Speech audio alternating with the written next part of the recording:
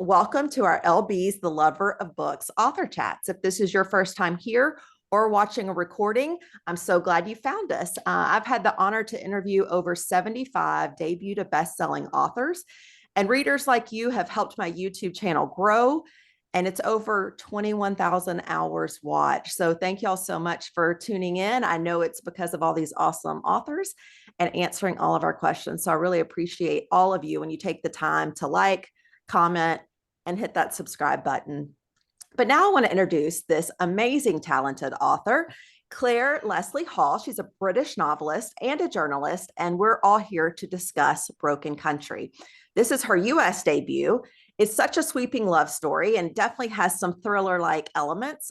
Before, she has published two domestic noir thrillers, Him and Mine, but this was under a different name, which we're going to talk about in a little bit. This book, though, it really explores forbidden love. It talks about grief. It talks about nostalgia. It's such a great discussion, and I can't wait to get to it. I do want to also preface that this has been picked up by Sony and Hello Sunshine, and it's going to be a movie. I'm just so thrilled to hear that. She resides in Dorset, England with her family. Welcome, Clare. Thank you so much for joining us. Oh, thank you so much for having me on. I'm very much looking forward to getting started and chatting.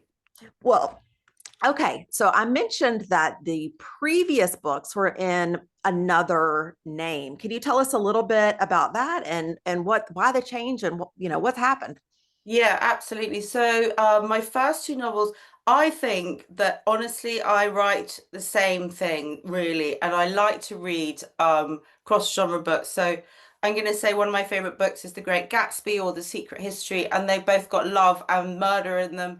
And I love an emotional story that also is very pacey. So I would say my first two books were that. I started with love. They're dark love stories. But in the UK, they were positioned as thrillers, and it just never sat right with me. I never really felt like I was a thriller writer. Now I don't mind where my book is positioned. Some people put it under thriller, some people put it under sort of contemporary women's fiction.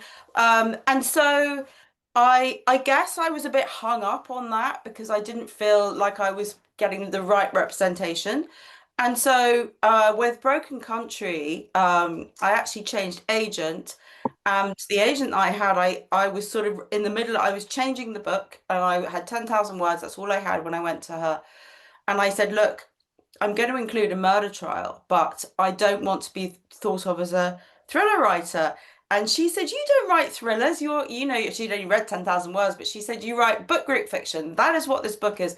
And she said, we need to put you out under a different name. And like I say, I now don't really mind whether people think of it as a love story or a thriller or a mystery, but at the time it just seemed like such a big deal to me. Well, we are all here because we also think that it's perfect for a book club discussion, and we're so glad that you are joining us. How did you come up with the name Clare Leslie Hall then? Because your last name is Empson, is that correct? Yeah, that's my married name, and my maiden name was Hall, and it's actually quite nice. My both my parents have passed away now, and my mother's may people think Leslie is my middle name, like a Christian name, because of course I wasn't really thinking it is a girl's name, but it was her surname. So she was Jean Leslie, and he was William Hall, and I thought, okay, I'm going to go with Leslie Hall. So in a way, I feel like it's a nod to them, which is very nice. It is a nod, but I did too think that it was because I have the double, Laura Beth, I go by too. So I wondered so I'm glad to know. I'm just going to call you Clare and not Clare Leslie because that might be a little bit confusing. All right. Um, let's talk about genre though, because you had said that it was bizarre, but you don't really care. But how would you describe this book? Like, give me your best book blurb and where you think it should sit on the shelf in a bookstore. Yeah, has everyone read the book or? Yes, so we're going to No. assume everybody has read Spoilers. everything, and we will, yeah, it's total spoilers here. So, I mean, I think, well, we know the story is about a woman who is torn between two men and two very different lifestyles, and what happens when her first love comes back into her life when she's at a real crossroads. So she's got this massive what if locked inside her, and then along comes Gabriel. And I guess I primarily began with love. It was with the two timelines, and asking myself the question and wanting to answer it is, is it possible to love two people at once? And to answer the question, I had to create two men who were polar opposites really from each other, but the point is that they connect to different parts of who Beth is as a person. And so that was critical. But I also wanted to include a murder trial. So I would describe the novel as primarily a novel that is about all love in all its different forms. So it's about that incredibly passionate first love. And it's about the much more hard-won, enduring married love with all its ups and downs. And it's about a mother's love for her son. And it's also a love letter to landscape. So primarily, I think it's about love, but I also think it's got mystery and a thriller element as well. All right, so let's go back to talk about some of these elements that you mentioned. Was Beth the first thing that came to you, or was Yeah, it a scene, or was it that setting you described? yeah, it was actually really kind of, it never really happens in such a sort of thunderbolt way, but we live in this very old farmhouse surrounded by fields. We don't own a farm, but we're surrounded by farmland. And one day, my husband was out in the fields behind our house running with our youngest son's beloved puppy, and it was lambing season. And Magnus, our dog, strayed into a field of lambs, and a farmer threatened to shoot him. So that was horrifying, and it didn't actually happen. But within, Magnus will probably make an appearance in a minute. But what did happen was that this incredibly vivid scene just literally came into my head, and I could see a farmer and his wife in their field of sheep and a young boy running towards them looking for his lost dog. And I knew for some reason that the boy reminded them of the son they'd recently lost, and that they were a grieving couple. And I also thought there could be really powerful physical attraction between the boy's father and the farmer's wife. So that scene, it came so fully formed, and I knew exactly who Beth was because I'd never really wanted to write a story about parental bereavement because, it's such a painful, painful thing to imagine, particularly as a mother myself. But there she was, and I knew who she was. I knew that every single thing she did would be driven by the missing of her son. And so I just knew I had to write her story. And that's how it came. And that I feel still that sheep scene, which comes very early on in the book, I think it's the third scene, I feel it holds the whole essence of the story. There's kind of the symbolism of the lambs being slaughtered. And then there's these three main protagonists with all their sexual tension and jealousy. And there's also Leo and the fact that he's missing his own mother, and Beth and the fact that she's missing her son. It drives those two together. They're kind of trying to replace something that they can't really replace. And it's the engine of the book. So all of that came in a heartbeat. The writing of it was a lot longer, I can tell you. I can imagine. Well, it really, when you talk about that beginning scene, that third scene with the dog running up, it's almost the exact same characters minus the dog at the end of the book. It's like we've come full circle. And it hasn't really been that much time in between, when you think about it, for all that to have happened. Yeah, that's true. That's very, very true. Is Go And ahead. I think I quite like to sort of, I think that's that if it's fingers crossed becomes a movie, I think I love the fact you started in the sheep field and hopefully that they would finish in the sheep field because they're just such sort of visceral scenes for me. Absolutely. Now, you did mention that you have animals and property as well. So, was that just a natural place, to want to set this novel, or is it because you went into that field and that's where the first scene happened that you knew that this would be a major part of the story? It's sort of both. So I do see I mean, I have a very visual imagination anyway, so I always see my books. But with this one, it is literally like a film in my head. And I think that's because it's my landscape. It's the field behind my house. Hempston is Semley. It's a village where my youngest went to primary school. The school is the school. The shop is the shop. I can see, I can picture everything so exactly. So particularly that, but also I didn't really know much about farming. and anything really, or the bare minimum. And so when I was decided that there was going to be a farming family at the heart of the book, I did a lot of research and I spent a lot of time with farmers, local farmers, and also a couple who lived on a small holding about 5 hours away.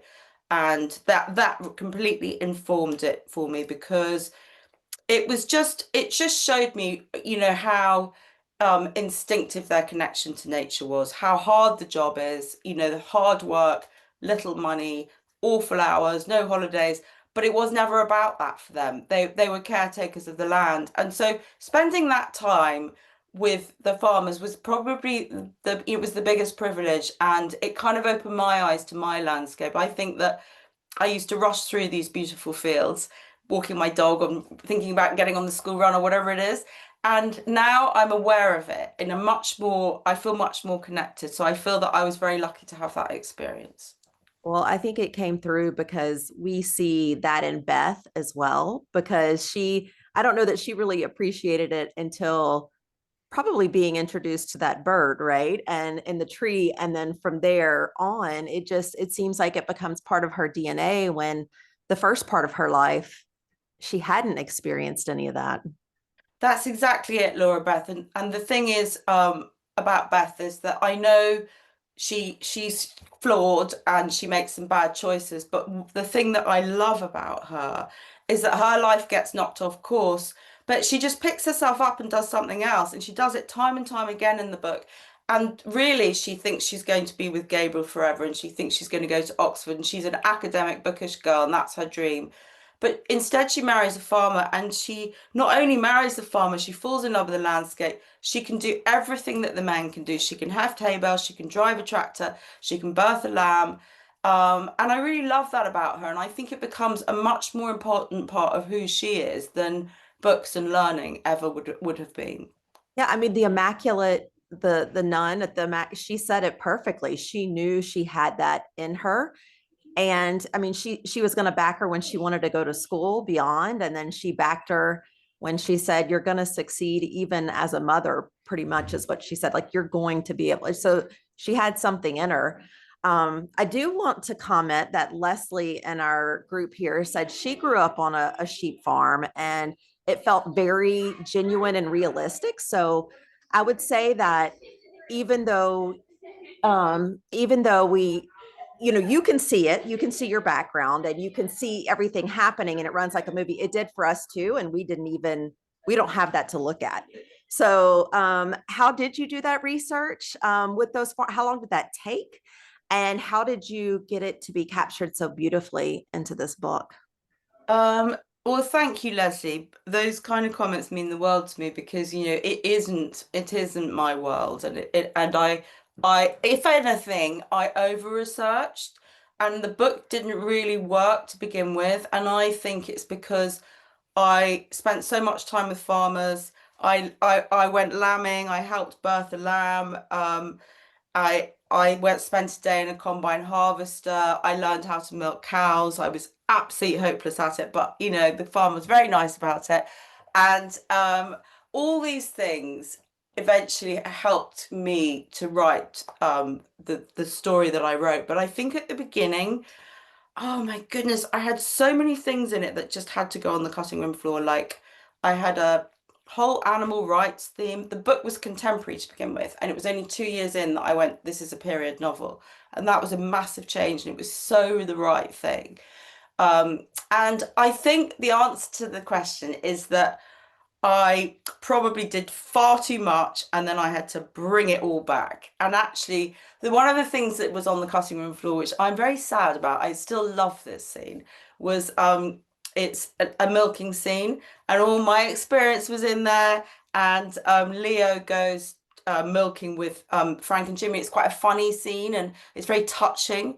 And they're drinking milk out of the valves, and fresh, immediately, sort of brand new milk. And I loved that scene, but I had to get rid of it because of pacing and timing and all these things. But yeah, I hope that I just distilled it enough that you didn't see the research. No, I didn't feel like it was researched at all. I mean, yes, there was lots of information, but it just flowed so beautifully. And like you said, it was a movie that's still running in my head. I can't wait to see what they do with it. And since we're talking movie, can you talk a little bit about that and what your role Yeah. will be as part of that, if you can? Yeah, no, I can. I haven't got much information, but I'm very hopeful because they've attached two script writers. They're so lovely, and I've met them because, funnily enough, they have a house in Dorset. And when I heard this about a year ago, I said, "Oh, it won't be my Dorset. It'll be sort of trendy Dorset, it'll be where the beach is." They were like, and then they told me it's this village called near Buckhorn Weston, and it's 5 miles from me, so they know this landscape, this quite Hardy-esque landscape, and I know that they love the book. I've met them a couple of times. They're lovely, lovely people. So I feel that they'll do a brilliant job, but that's about all I can say. But I think with movies, so many things can go wrong. You just hope and hope and hope it'll work. But I don't think I can count my chickens yet. But Do my you God, I'd like to see it. do you want to have any say, or do you have like an executive producer? Like what is your role going to be? I know you have screenwriters, but do you have any role I within have that? I'm a co-producer, but that's not an executive producer, and I think it's kind of like an honorary title, really, which is lovely. But I think I'll be involved in, I'll be informed, is what I expect.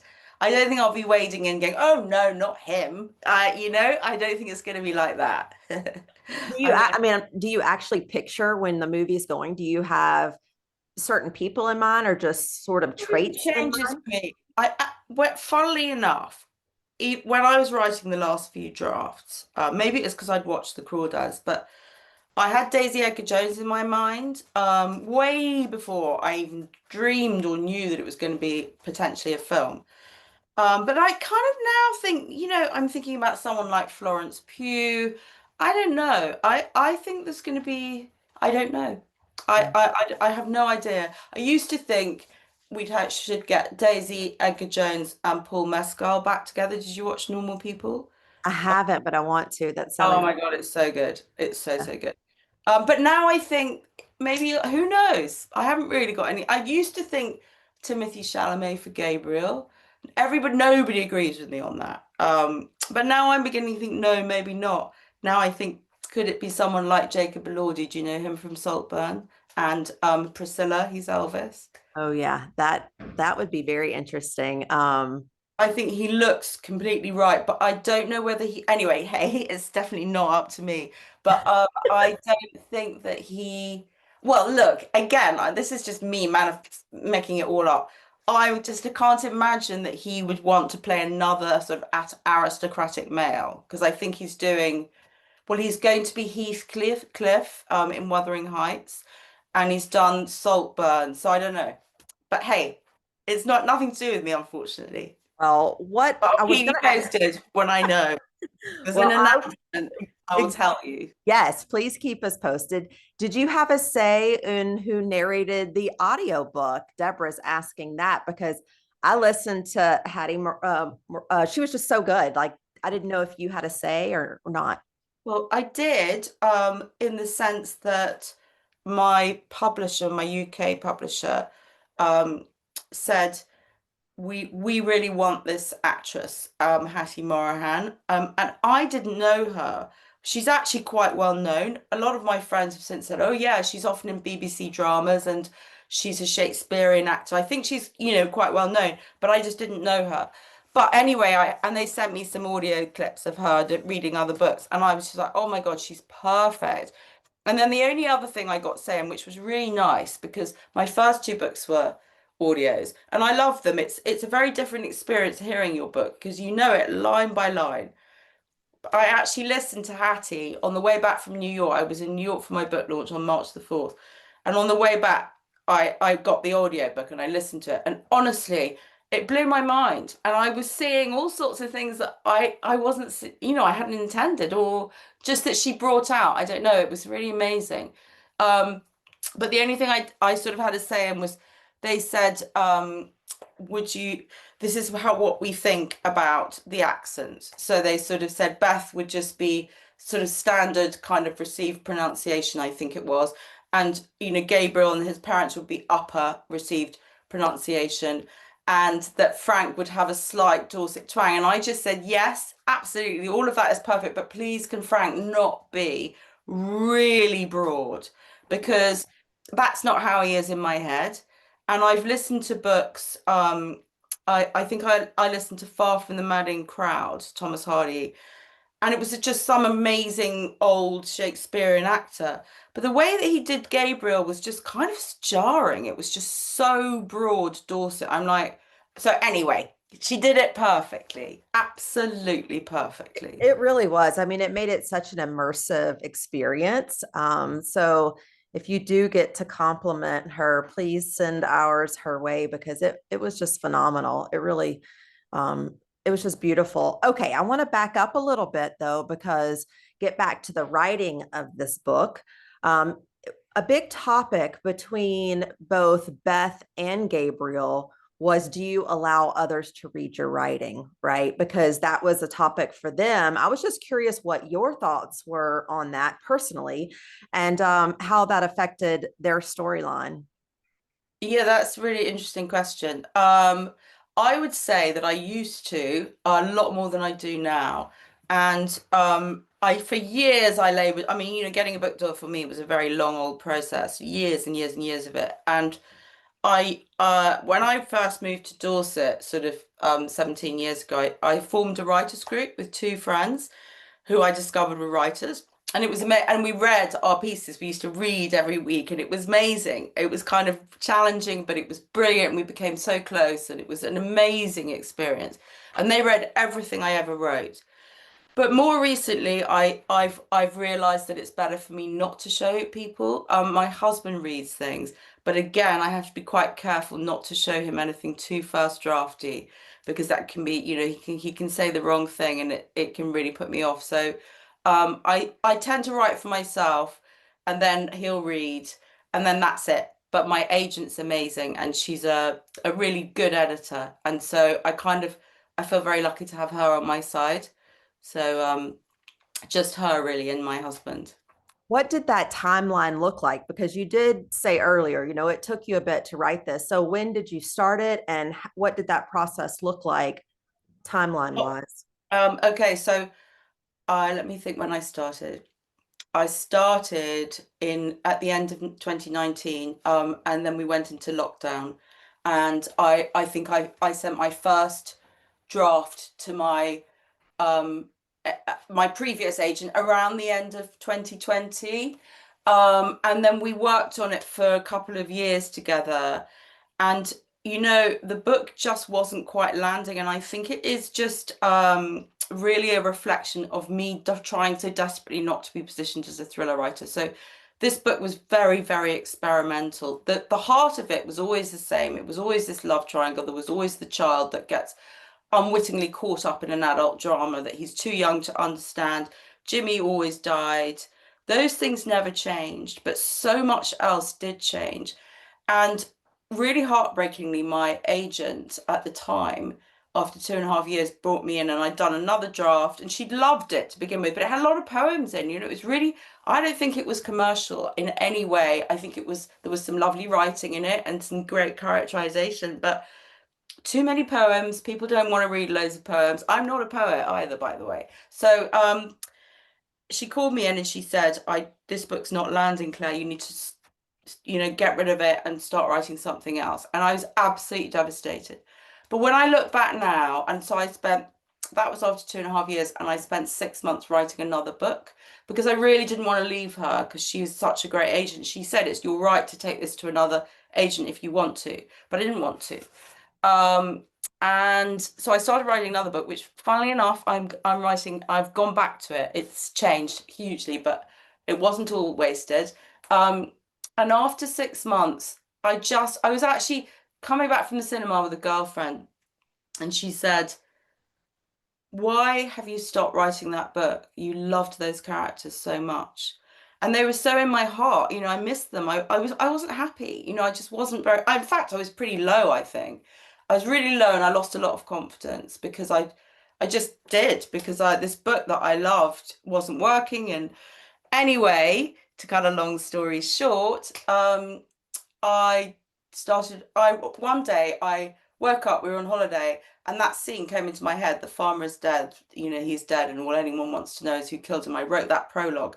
My husband, we were on holiday, he was asleep, and I couldn't wait for him to get up. And it was like I saw the whole book. It's Beth. It's only her story. She's a woman torn between two men. I knew that there would be the two timelines. I just sort of saw it all. It was really extraordinary. So I really thank that agent, and we're still, we still get on very well, and she still represents me on the old book, so it's nice. But I basically changed agent, took it to this. I had 10,000 new words, took it to this different agent, and she said, "Yeah, I love it," and she saw it completely, and it was the most exciting phone call because I'd only got 10,000 words, but she said, I said, I don't want it to be positioned as a thriller, and she accepted that completely. And I said I was thinking that a good comparative title might be The Paper Palace, and she said, I'm thinking Crawdads. And I'm like, oh, okay, right, she gets it.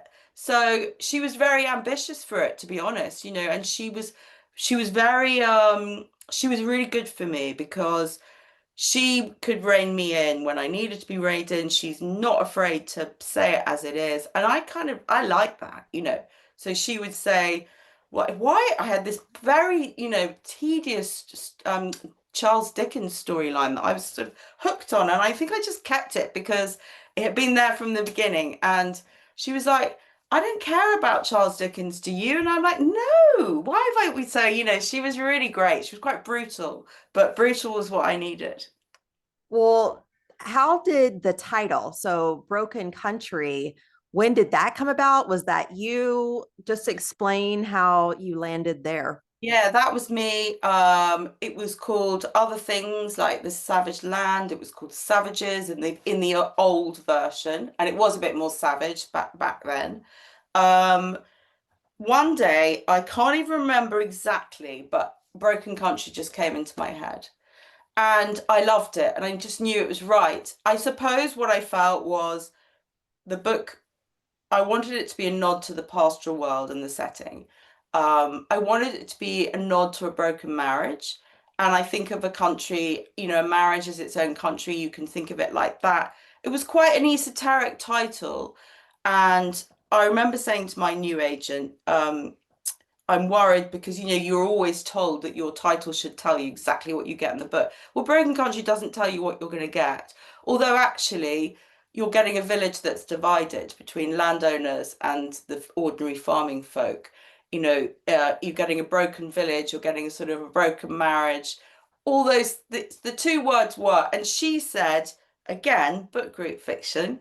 She said, fine, no, we can be esoteric, poetic title, no problem. And funnily enough, my UK editor, I had a Zoom when we did I got my deal with her when after being on submission. She said, I think the title will have to go. But then the book sold in lots of other countries, and Broken Country is what it was. So that was great. Will they keep that for the movie as Oh, well? I think so. I mean, I'm sure they will, yeah. Because I think, those sort of book movie tie-ins, I guess you just would want to reflect the book in a way.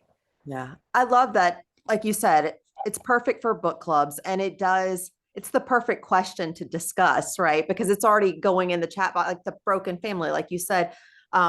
It just, I don't know. I love it. I love titles like that aren't so obvious, but once you finish the book, you're like, yes, that's exactly right. So kudos that she listened to you. And you know what? I want to say kudos to your friend for bringing you back after that movie to say, why aren't you writing this? Because that was a little bit of a catalyst to get you back to this book. And we're so thankful that you did circle back around, so that we do get this beauty here.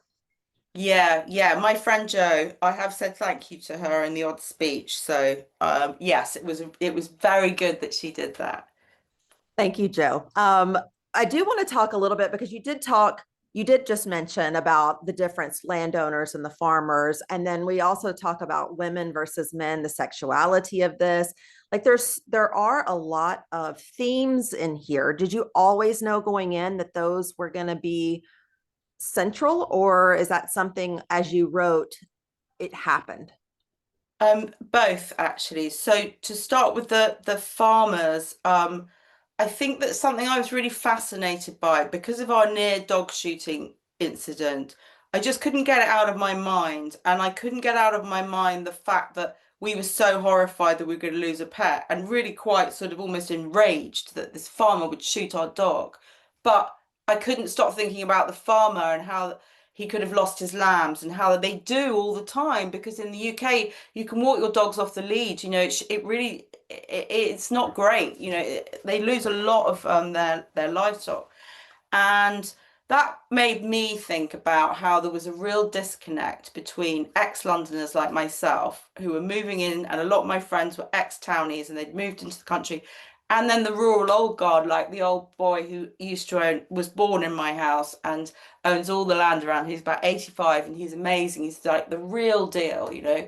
And there's just a bit of a disconnect where, for example, a friend of mine, she's not listening, so I think I can just sell her down the river. She, she, they bought their house, and she lives very near, and they exercise the hounds. So there's the hounds that are used for hunting. They exercise them at 6 o'clock in the morning on her lane, and they used to park their van, and all the hounds would get out, and they would wake up her dogs, and her dogs would start barking. And so she sort of came out and said, "Oh, excuse me, do you think you could move your, park somewhere else?" And I just thought it was a classic example of us townies thinking, we want it to fit round us, whereas the rural folk are like, what the hell, So we've been doing it like this for centuries. Sorry. So there was that. So I really, really wanted to capture the disconnect. I wanted to, it was so important to me once I spent time with the farmers to show how farming is really their identity. And also, I think, particularly in the UK, maybe worldwide, farming has kind of fallen out of favour. There's the whole rise of veganism, and then there's, of course, factory farming.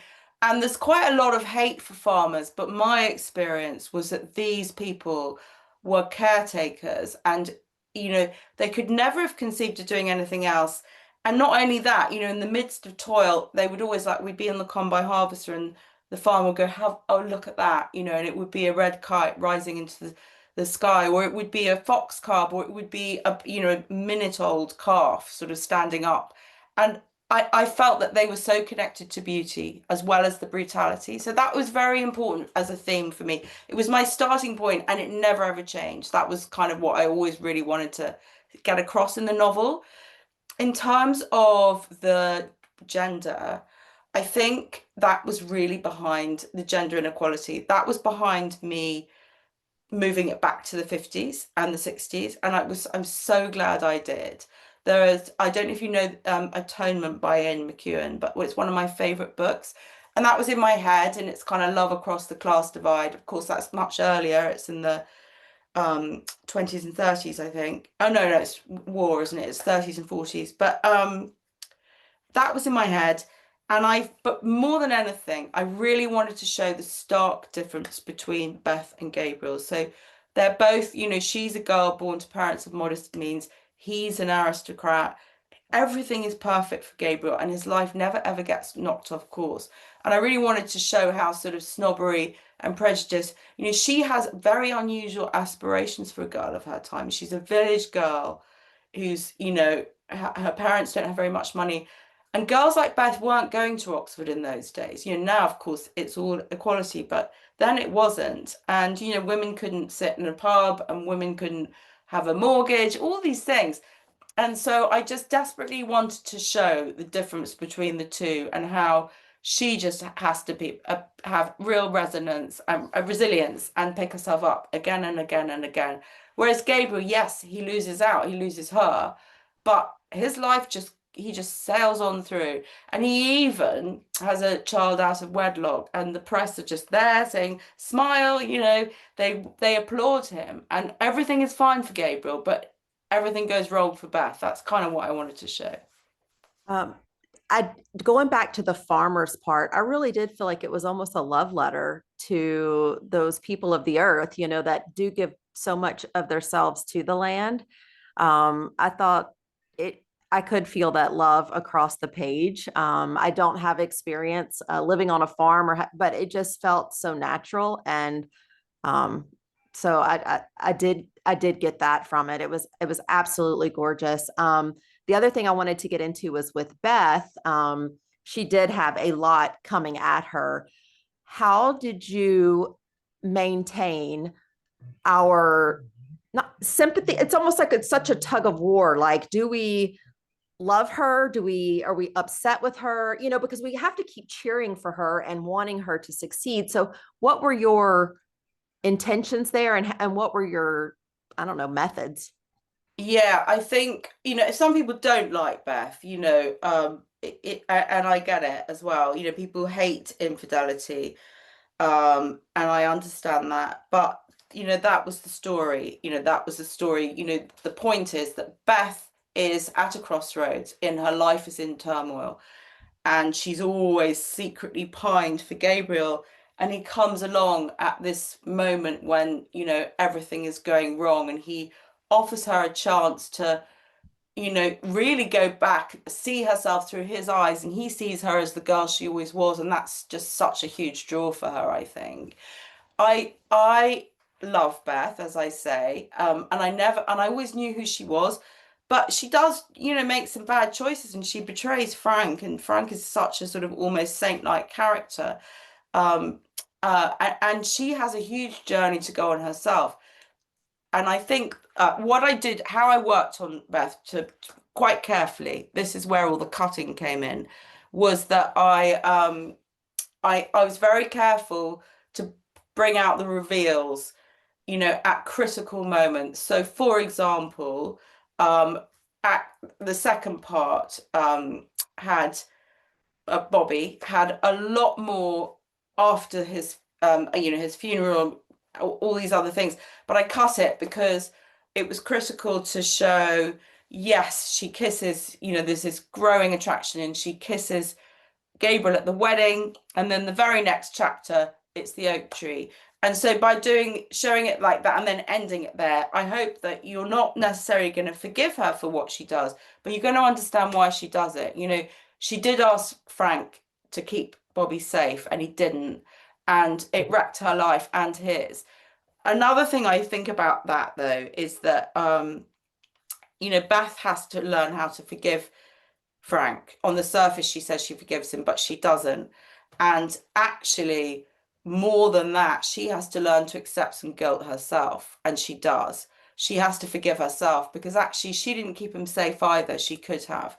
And it doesn't get either of them anywhere to keep going, to punish themselves like that. I think that in a way, the biggest journey was Frank, because Frank is so closed off by guilt that he can't ever grieve, and he can't allow Beth to grieve. That's really what goes wrong for them.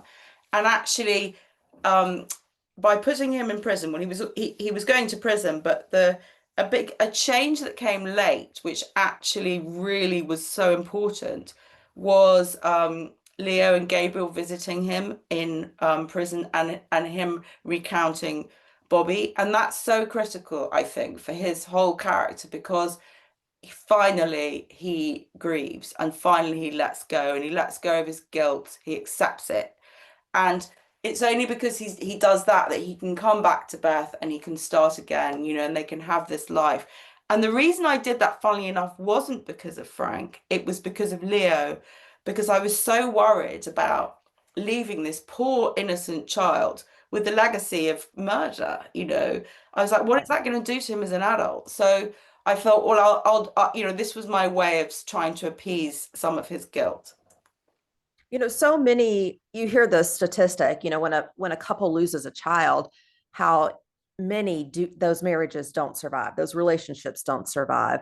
And so, we know that it's up against everything for them to stay together. And I think that's also a reason why we excuse Beth in a lot of ways, because she is cut off emotionally from Frank at that moment. Like, they had been so close, and no, even though they said no lies, silence and not grieving is almost just as bad for her. Um, the other thing you mentioned was the oak tree. I almost feel like there's a little bit of a magic element to your scenery, whether it be that oak tree that held so much life and so much death as well, whether it be the lake that seems so magical in their love story, or even that field that they meet in that she mentions she played hide and seek, even though we didn't get to see that with Bobby. Like it felt so magical.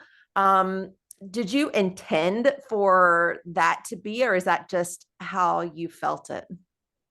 I didn't, but I really love that you felt like that. I'll tell you one thing that I did do when I was creating that scene, that is the first dinner scene by the lake, with Gabriel and Beth. Funnily enough, I went back and I read this book that I think it's in print, but anyway, it's called The Little White Horse by Elizabeth Goudge, and it was one of my favorite books as a child, and I absolutely adored it, and it's got a magical element, and I so maybe it just sort of it kind of permeated. So I was writing that scene and I could remember this description from all those years ago. So I got a sort of secondhand copy sent to me and I read it.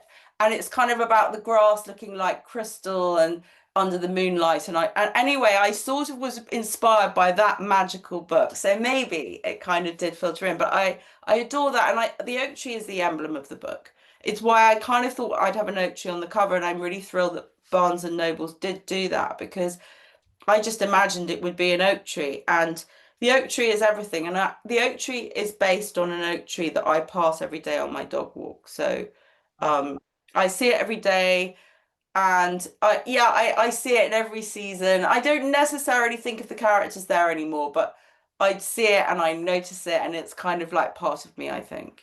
Well, I mean, you were thinking of those characters so much when you didn't get this book out in the world. And now that it's there, it's almost like kind of like Frank being able to let go of Bobby. You were able to let these characters out into the world. And we so appreciative.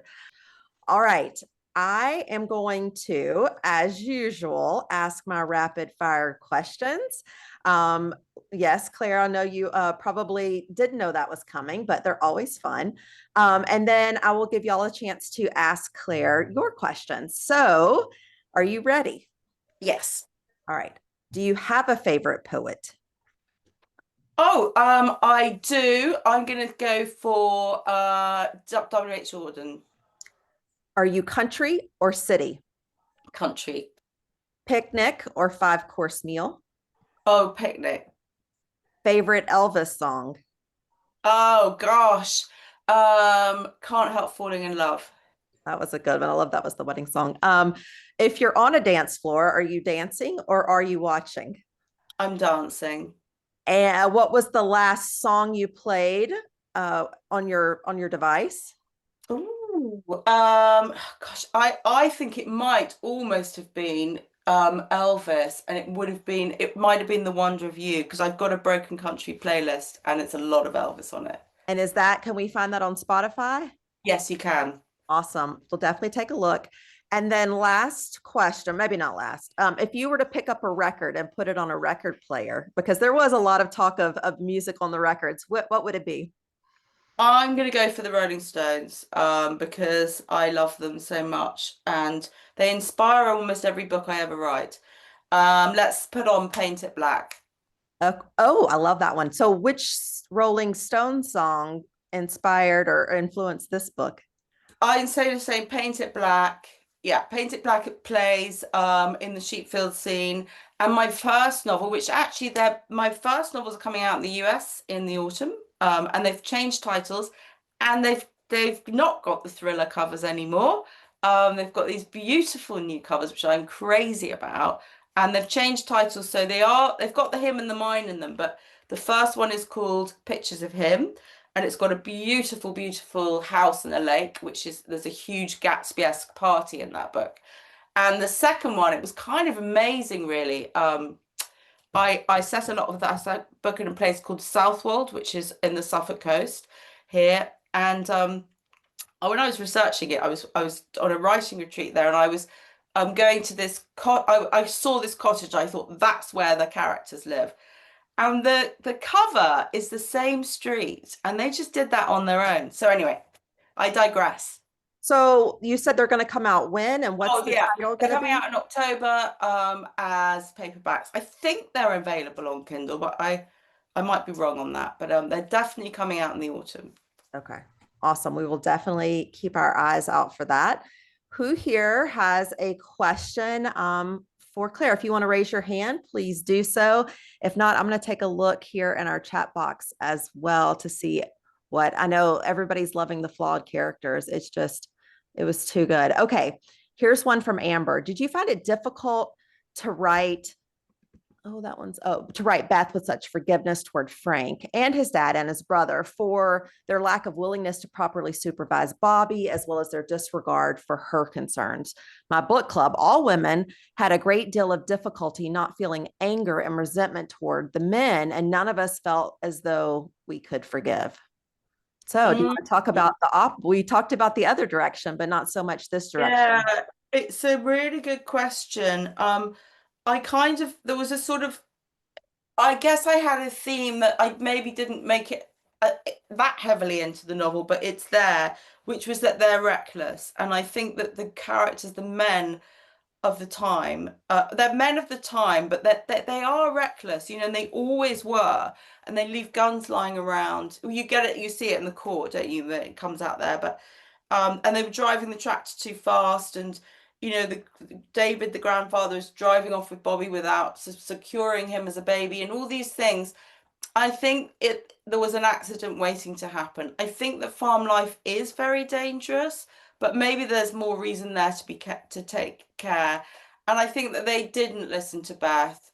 They got caught up in the work.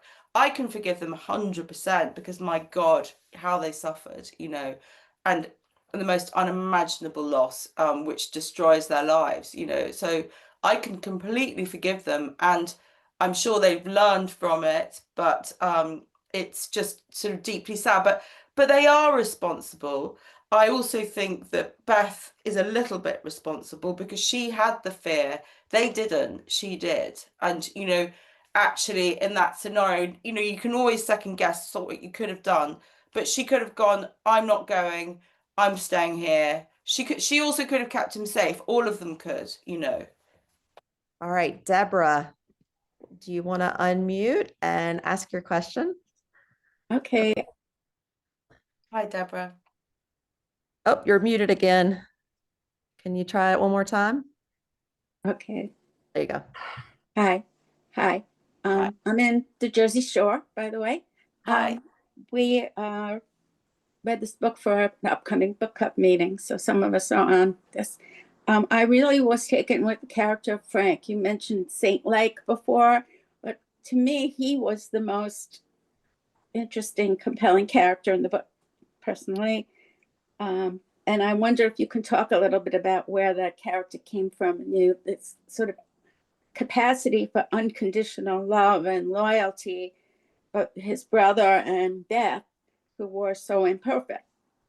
Yeah, that's exactly it, Deborah. That's exactly what I feel about him as well.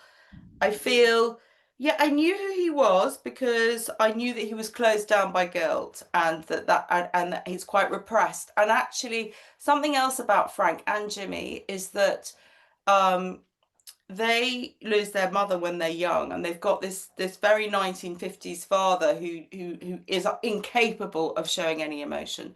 So nobody she gives those children any understanding of grief or how to process it. So they never ever do.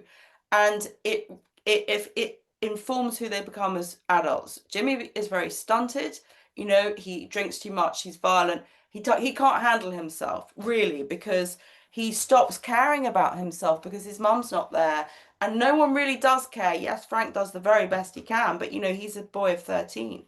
um and so with Frank, what I felt was exactly that. I think he's the most emotionally mature in most ways. I think that um he forgives Beth and Jimmy, who are constantly disappointing him, because he understands them and because he understands why they behave as they behave. And so with Jimmy, he understands that he was a young boy who lost his mother and stopped caring about himself, and that self-sabotage is at the root of his nature, unfortunately. That's why Frank desperately tries to steer him on the right path all the time, but he can't quite do it. And with Beth, he understands that Beth loves him, but that he is incapable of giving her what she needs, which is the space to grieve. And he also feels that he owes her, you know, and if she is going to find happiness with Gabriel, he wants her to have it. And not only that, he also feels he owes Gabriel, because part of his guilt is that he desperately feels he got the chance to be Bobby's father and Gabriel didn't and never would. So I think that's who he is. He's an amazing man. He gives food parcels to people in the village. He's just got kindness at the root of his nature, but he is a little bit flawed as well, because he's unable to allow Beth the space to grieve. And if that hadn't happened, I think they'd have got through it. I really do. And I don't think she'd have gone back to Gabriel. Great question. Thanks so much, Deborah. Thank you. All right, Jessica, I'm going to go ahead and spotlight you. Go ahead and ask your question. Hi, Jessica. Can you unmute? Okay. There we go. Okay, there Hi. I am. Hello, hello. So you had mentioned about how this is a great book club book, which I agree with. One of my in-person book clubs actually read it, and we met this past week. And I wanted to share that it was one of the best, if not the best, discussion we've ever had as a book club. Admittedly, you know, this book club focuses maybe sometimes more on the food and the wine and the catching up, but we spent more time talking about this book really than I recall us talking about any other book we've read. And I've been in this book club for probably 8 years, and we I'm meet so monthly. thrilled. So it's Well- a lot of books we're talking about. And I thought it was interesting. One of the plot points that got a lot of reaction was the uses air quotes decision for Gabriel and the custody situation with his son, how they left the States and brought him over, and the mother's letting that happen. And we, you know, we talked a lot about the circumstances behind that, and so just it didn't resonate to me as like one of the major plot points, but my book club really focused on it. So I was just curious about your take on that's so particular part interesting. of the story. Yeah, I'm so interested. I mean, you know, I can just say as a mother, I would never have gone for it. Never, ever have gone for it. I, you know, he needed to be a single dad. That was the story. So that's why that happened. And I guess the Louisa I created was a little bit, you know, she was in love, she was happy, she wanted, and Leo chose to stay with his father.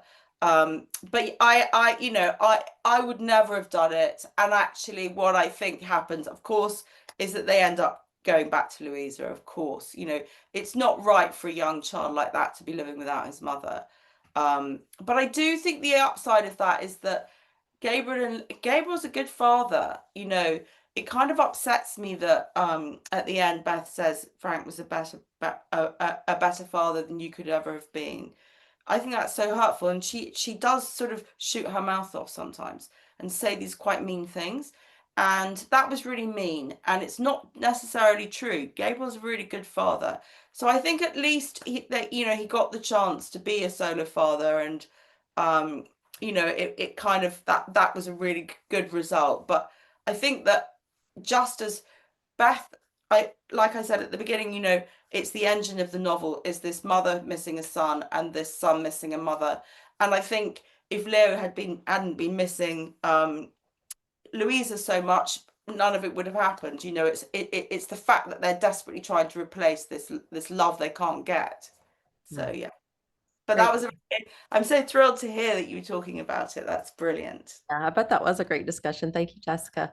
Marnie has a question in the chat. She says, do you have a favorite book? What are you reading now? And I'm going to ask, yeah, are you recommending them? Can you tell us a little bit more? Oh, yeah, I'm reading all the time.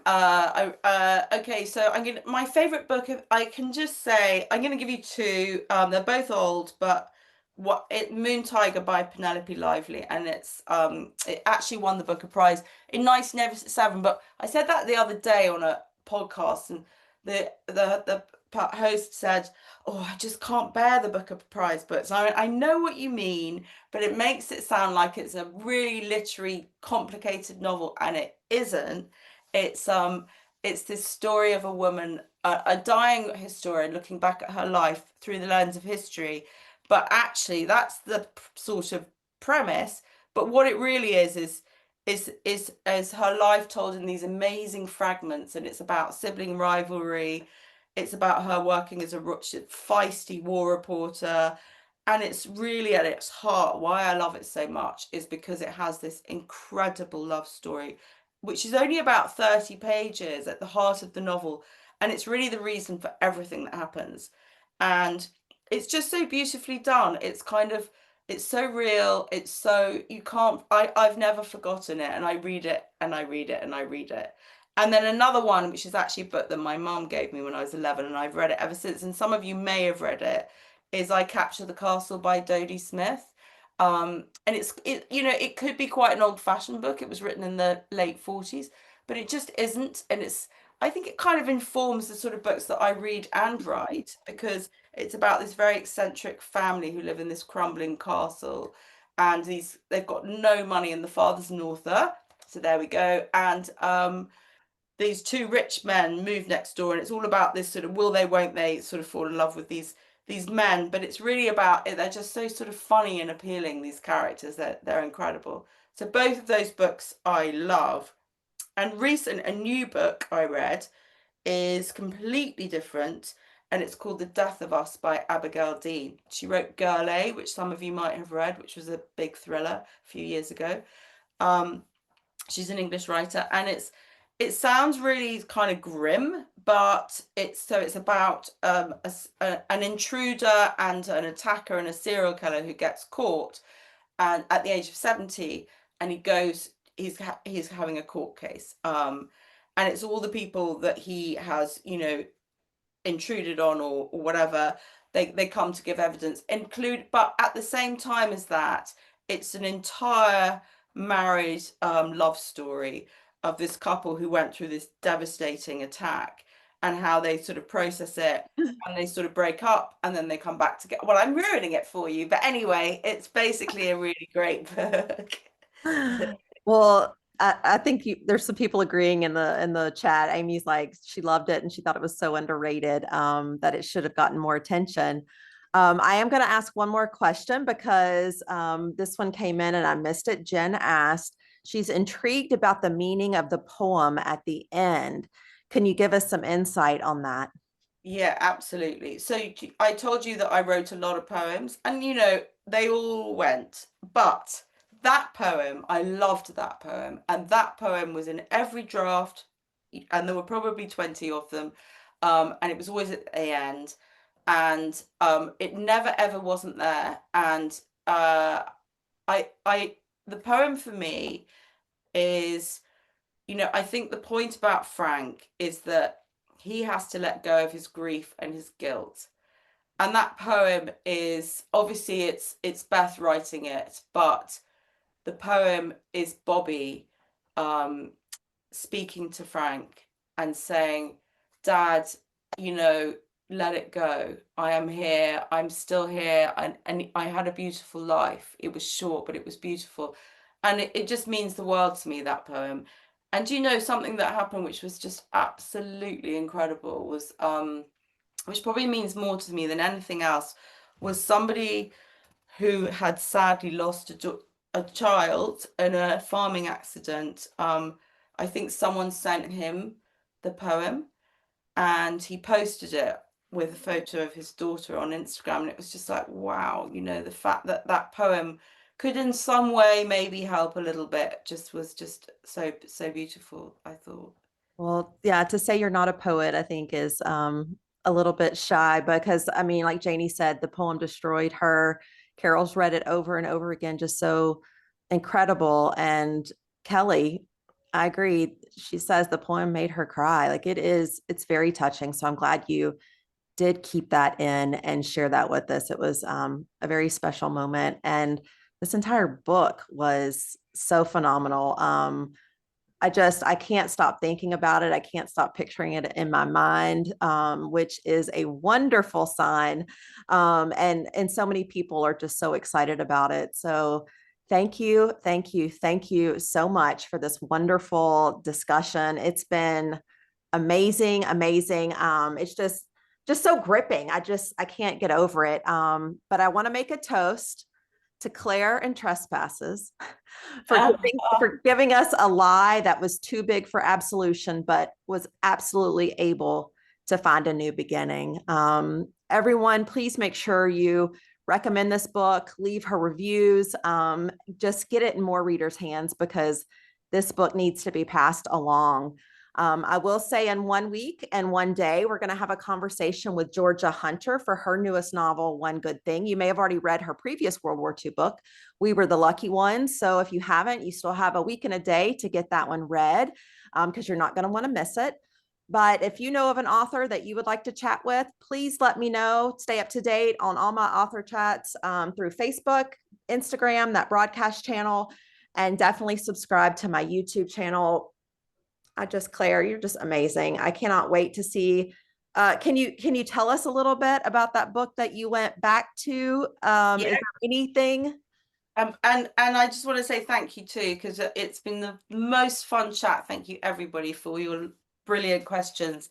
Yeah, the new book, I can tell you that it's 60s, and I went back to the setting and the family, and it's so I capture the castle, I guess, is probably a little bit at the root of it, but it's a family who live on a cliff-top hotel on the Jurassic Coast, which is Dorset again, but the sea, the fashionable bit that I probably aspire to.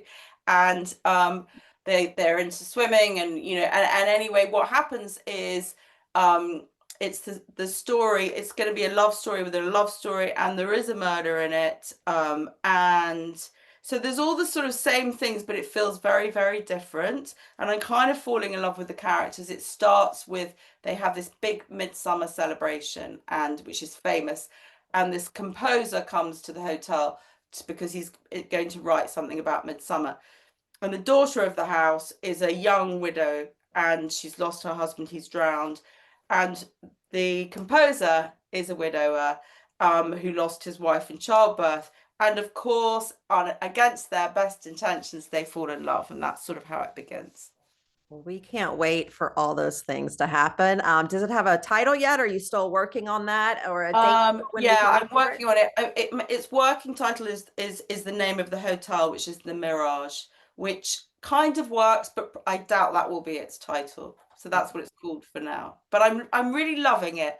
First drafts are always hit and there's good days and bad days, but I'm currently in a great place with it, so I'm just enjoy it while it lasts. Absolutely. Well, thank you so much for joining us and spending your night with us. And everybody out there, thank y'all so much for joining in to the LB's chat. And please get this book in someone else's hands. Just share it along. And everybody, y'all just have a great night. And I'll see y'all in a week and a day. Bye, everybody. Bye.